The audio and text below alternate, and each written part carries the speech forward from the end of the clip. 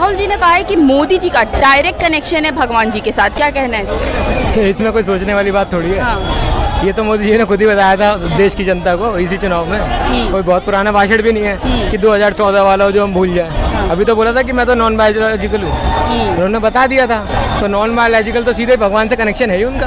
वो तो खुद ही बता चुके, इसमें कोई सोचने वाली दो राय तो है ही नहीं। और ये कोई यहाँ तो ऐसा हो वो बात राहुल गांधी ने बोली है, किसी अपोजिशन लीडर ने बोली या उनके पार्टी के भी किसी ने बोली हो, ये तो मोदी जी का खुद का बयान है कि मैं नॉन बायोलॉजिकल हूँ। तो फिर इसमें तो कोई सोचने वाली बात ही नहीं। हो सकता है कॉन्टैक्ट हो, क्या पता, कोई बड़ी बात नहीं। राहुल गांधी ने तो ये भी बोला है कि मोदी जी कह रहे हैं कि डायरेक्ट कनेक्शन भगवान जी से करके अग्निवीर योजना को उन्होंने लागू कर दिया। क्या बोलोगे इसमें? कोई बोलने वाली बात ही नहीं है इसमें। अग्निवीर में क्या बुरा हाल किया देश के बच्चों का। जो बच्चा 17-18 साल की उम्र में इतना, मतलब उसको बचपन से लगता है कि भाई मैं इंडिया मिलिट्री के लिए सर्व करूंगा, कितनी बड़ी बात होती है। मतलब शायद ही कोई होगा जो उनकी इज्जत नहीं करता होगा पूरे भारत देश में। भारत देश में क्या, पूरी दुनिया में मिलिट्री एक ऐसी चीज़ है जो अपनी जान देने के लिए राजी होती है। मोदी जी ने उनको एक मुद्दा बना दिया जो 4 साल के लिए आएंगे और उसके बाद चले जाएंगे। उसके बाद भाजपा के एक सांसद ने यह भी बयान दिया था कि उनको हम भाजपा के कार्यालय में वो देंगे, नौकरी भी देंगे। मतलब ये देखो आप, जो देश का जवान जो आपके लिए लड़ने के लिए राजी है, जो आपके लिए मरने के लिए राजी है, सिर्फ लड़ने के लिए नहीं मरने के लिए राजी है, आपने उसको बोल दिया कि हम भाजपा कार्यालय में नौकरी दे देंगे। आप इस लेवल तक की नीच स्तर पर उतर चुके थे। राहुल गांधी ने भी आरोप लगाया है कि भाजपा जो है डरा धमका के जनता से वोट ली है। हाँ, वो तो हो ही रहा है, उसमें कोई सोचने वाली बात थोड़ी है। वो तो आदमी आके, वो तो सीधे में खुद, मोदी जी ने भी तो अभी इसमें बयान दिया था ना कुछ इसी टाइप का ही, कि अगर आप धर्म के खिलाफ चले जाओगे, अगर आप ये नहीं कर रहे हो, तो वो धमका के, धर्म के नाम पे धमका रहे हैं, इधर उधर वर्गला रहे हैं लोगों को। इधर उधर की बात करते हैं, उसके बाद कहते हैं वोट हमें दो। कोई हिंदू धर्म के बारे में बात करके भाजपा वोट मांगती है। अरे भाई, कॉन्स्टिट्यूशन में लिखा हुआ है ना, और ये तो इलेक्शन कमीशन ऑफ इंडिया का रूल है ना, क्या धर्म के नाम पे वोट नहीं मांग सकते? मोदी खुले मांग रहे थे, इलेक्शन कमीशन सो रहा होता है। ये पता नहीं कौन से सोने में कौन सी दुनिया में रह रहा होता है उस टाइम पे, जिन्हें यही समझ नहीं आता कि धर्म के नाम पे वोट मांगना जायज़ नहीं है। उस टाइम पे तो कायदे से तो मोदी जी के इलेक्शन के पेपर ही रद्द कर देने चाहिए थे, इलेक्शन लड़ ही नहीं सकते थे मोदी जी। जिस हिसाब से मोदी जी ने बयान दिए थे उस हिसाब से तो आप इलेक्शन ही लड़ सकते थे ना। आपने फिर भी इलेक्शन लड़ लिया, इलेक्शन कमीशन पता नहीं क्या कर रहा था हमारा। उसके बाद उनको प्रधानमंत्री भी बना दिया गया। मेरे हिसाब से तो उनको निकाल देना चाहिए था। उसी बयान पे जो उन्होंने धर्म के नाम पे दिया, उस पर उनको निकाल देना चाहिए था ना। आप हटा देते उन्हें, उनका तुरंत नामांकन कैंसिल कर देते। बहुतों का कैंसिल हुआ, सूरत में नहीं हुआ, कितने लोगों का नामांकन कैंसिल हुआ। एक तो सांसद ऐसे बन गया जो बिना लड़े जीत गया। तो वैसे उनका भी करा जाता ना, मोदी जी का भी। वो भी तो उसी कॉन्स्टिट्यूशन के तहत लड़ रहे हैं ना, इसी देश के है ना वो भी तो। भले ही वो नॉन बायोलॉजिकल हैं, बट है तो इसी देश के। आप लड़ते इसी देश से इलेक्शन लेते ना, तो आप उसको करते ना बराबरी। अच्छा, ये भी कहा जा रहा है कि अयोध्या की जो जनता है, राहुल गांधी कह रहे हैं अयोध्या की जनता जो है ये राजनीति समझ गई भाजपा की, कि डरा के धमका के ऐसी राजनीति करने वाले। देखो, मैं एक चीज़ के बारे में आपको बताता हूँ। ये इंडिया की जो जनता है ना, इनको ना एक आदत है। जैसे अंग्रेजों ने भी जब इंडिया पे राज किया था ना, तो कैसे किया था, वो पहले एक जगह गए, फिर एक से दूसरी जगह गए, फिर दूसरी से तीसरी जगह गए। तो लोगों को ना बहुत मजा आता है कि उसके साथ बुरा हो रहा है अभी तो कोई बात नहीं, जब उनके साथ होता है ना तब समझ आता है। तो अयोध्या की जनता के साथ वो हो गया था, तो अयोध्या की जनता ने उसका जवाब दे दिया। अभी थोड़े दिन पहले तक रेसलर प्रोटेस्ट चल रहा था। रेसलर प्रोटेस्ट में जब तक वो वहाँ तक एक प्लेयर थे ना, तब तक ठीक है। जब किसी और के साथ होने लग गया तो वो उन्हें बुरा लगने लग गया। उस टाइम पे विराट कोहली ने कुछ नहीं बोला। जब विराट कोहली की बेटी के साथ यही हुआ, जब ट्रोल आर्मी ये पूरी उनको विराट कोहली की बेटी के बारे में बात कर रहे थे, तो फिर उनको भी बुरा लगा, उन्हें भी समझ आया। जब इनके साथ होता है ना, भारत देश की जनता की कमी है ये, जब इनके साथ खुद आप भी बीतती है ना, तब इन्हें समझ आता है कि नहीं भाई ये गलत हो रहा है। तब उनको पता चलता है कि हाँ भाई हमें इस पे कोई एक्शन लेना चाहिए। अभी नीट के जो बच्चे तैयारी कर रहे थे उन्होंने, और जब यूपी का पेपर लीक हुआ उसके बारे में कुछ नहीं बोला, लेकिन जब नीट का पेपर लीक हुआ वो सारे उतर आए। तो ये देश की जनता को समझना चाहिए कि हमें हर मुद्दे पे बढ़ चढ़ के हिस्सा लेना चाहिए, जिससे क्या है कि वो हमारे साथ बाद में ना हो पाए। ये चीज़ों को जनता को समझना चाहिए, और अगर जनता समझेगी तो ये बहुत देश तरक्की करेगा, और करता आया है और करता रहेगा। इस लेवल से, जिस लेवल से चल रहा है अभी, उससे थोड़ा तेज हो जाएगी प्रगति। क्या कहना है कि राहुल गांधी कह रहे हैं कि संसद में जब भी वो अयोध्या का नाम लिए तो उनका माइक बंद कर दिया गया। ये अभी नहीं है मैडम, ये पहले से ही होता आ रहा है। इससे पहले जब इनकी सरकार थी, राहुल जब बोले हैं तो गलत नहीं बोले हैं वो, उन्होंने सही बोला, पर उनका माइक बंद कर दिया जाता है। आज तो खड़गे साहब का भी माइक बंद हो गया था।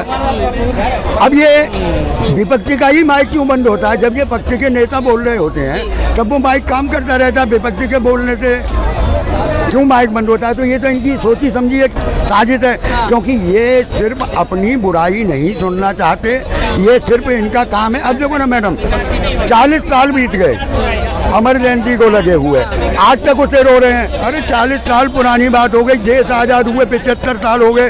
जो 75 साल पहले हुआ देश के अंदर वो एक भयानक था, उसकी मैं कोई वो नहीं कर रहा, मैं आलोचना नहीं कर रहा हूँ। जो हुआ वो बीत गया, वो हमारा कल था। आगे आने वाले में सोचो ना, आप इनसे अब इनसे कोई पूछेगा आपने 10-12 साल में 11 साल में चल रहे हैं, आपने ऐसा क्या किया जो बहुत ही ज़्यादा योग हो भाई, उसे लोग बाग याद करें कि भाई ये कांग्रेस बीजेपी ने ये काम किया।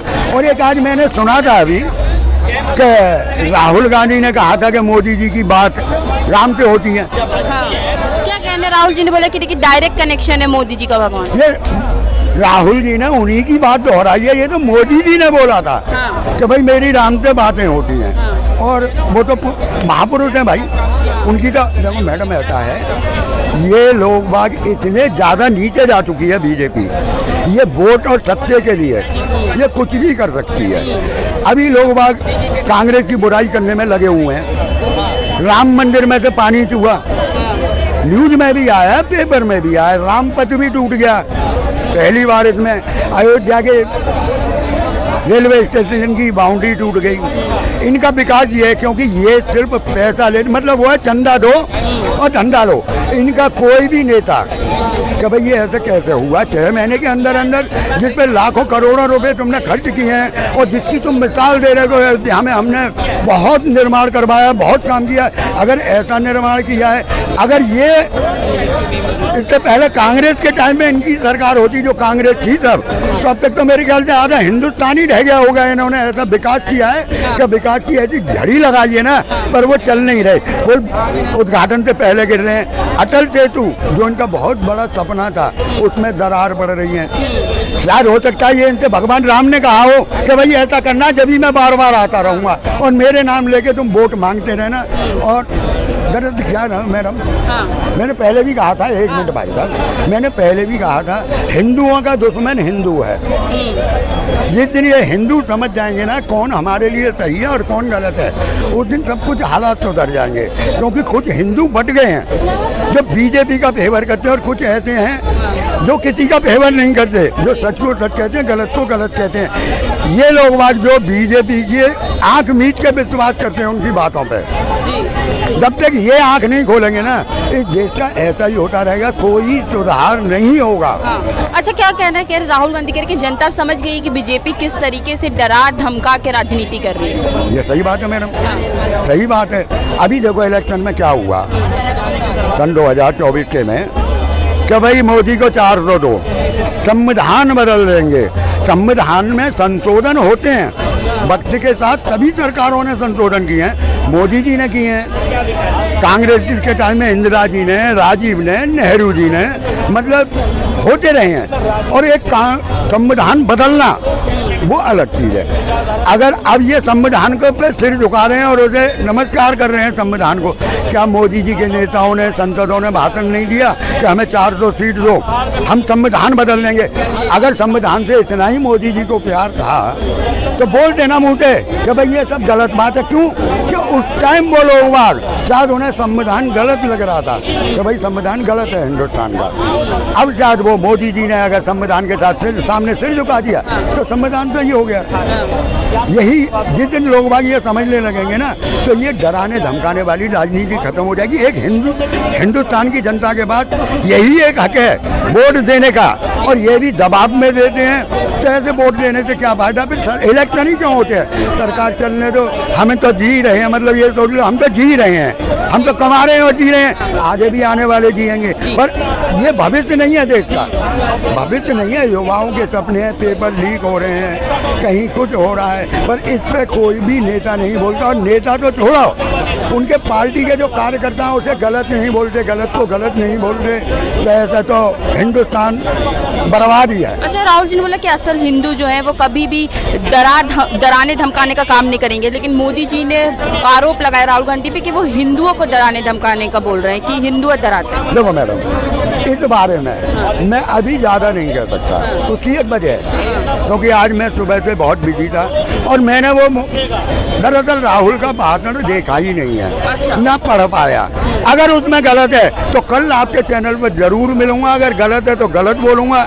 और अगर वैसे मुझे उम्मीद है कि राहुल कभी गलत नहीं बोलते, बहुत समझदार नेता है और मेरे हिसाब से देश का नेता ऐसा ही होना चाहिए, क्योंकि उसकी 2-3 वजह हैं जो मैं आज तक याद हैं। कोरोना के बाद पहले उन्होंने चेताया लोगों को, सरकार को चेताया था कि भाई कोरोना बढ़ रहा है, भारत के रेलवे स्टेशन वो बस स्टेशन पर एयरपोर्टों पे चेकिंग चालू करो, ये नहीं माने। नोटबंदी पे उन्होंने कहा, जीएसटी पे उन्होंने कहा, कोरोना के ये टीके के बारे में वो बोले और वो बात सही हुई, क्योंकि ये गलत था और गलत है, पर कोई इनके नेता ने माफी मांगी। अभी बताओ मैडम, अब तो बाहर के वैज्ञानिक भी और डॉक्टर भी मान गए कि कोरोना के टीके से हार्ट अटैक और लकवे वगैरह की और ब्रेन हेमरेज की शिकायत ज़्यादा है, मान गए ना, ये तो साफ हो गया।